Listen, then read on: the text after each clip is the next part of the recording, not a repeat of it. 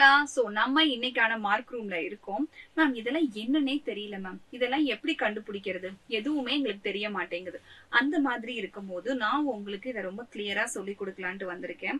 So first நீங்க என்ன பண்ணுவீங்க, எந்த ஒரு லென்ஸ்னாலும் இந்த மாதிரி எடுத்துப்பீங்க. சோ அதோட சேர்ந்து ஒரு பிரின்சிபல் ஆக்சிஸ் டிரா பண்ணிருவீங்க. இங்கனக்குள்ள ஒரு ஆப்ஜெக்ட நீங்க பிளேஸ் பண்ணிருவீங்க. உங்களுக்கான இமேஜ் இங்கனக்குள்ள கிடைக்கும். சோ ஒவ்வொரு இடத்துல this is a center of curvature அப்படின்னு சொல்லிட்டு நோட் பண்ணிருப்பாங்க.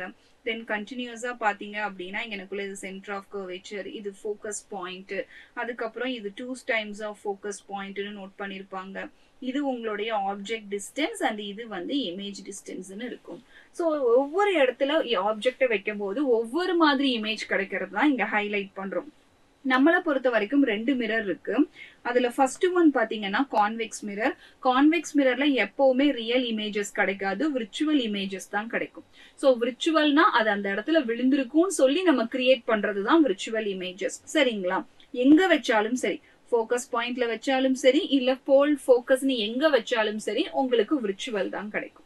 இது அப்படியே நீங்க கான்கேவ்க்கு போய் பாத்தீங்கன்னா, கான்கேவ் நீங்க இன்ஃபினிட்டியில கொண்டு போய் ஆப்ஜெக்ட வச்சீங்கன்னா எனக்கு நியர்பைல கிடைக்க ஆரம்பிக்கும். ஆப்ஜெக்ட கொண்டு போய் நான் இங்க தள்ளி வைக்கிறேன், இங்க கிடைக்குது. இங்க கொண்டு வரேன், விலகி போகுது.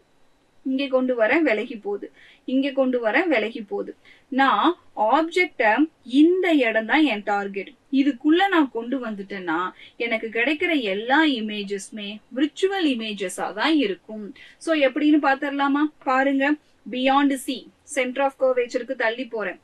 அப்பவுமே எனக்கு பாத்தீங்கன்னா between C and F, C பாயிண்ட்டுக்கு போனேன்னா சிலயே தான் கிடைக்குது.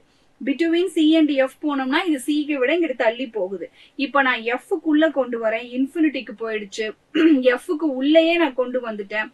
இது எனக்கு மிரருக்கு பின்னாடி போய் ஹைலி விர்ச்சுவல் அண்ட் டைரக்டா மாறிடுச்சு. So F is our target point. இந்த எஃப் டார்கெட் பாயிண்ட் வரைக்கும் தான் இட் இஸ் கம்ப்ளீட்லி ரியல். அதுக்கப்புறம் ஃபுல்லா விர்ச்சுவலா மாறிடும்.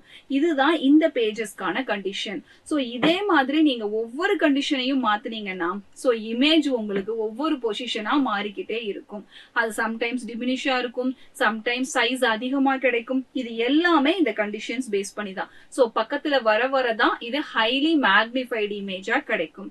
சரியா பசங்களா? சோ இதுதான் இதுக்கான கான்டென்ட். இதுல என்ன இன்னும் குட்டி குட்டி டவுட்ஸ் இருக்குங்கிறத மறக்காம நீங்க கமெண்ட் பாக்ஸ்ல கமெண்ட் பண்ணுங்க, நான் உங்களுக்கு எக்ஸ்பிளைன் பண்றேன்.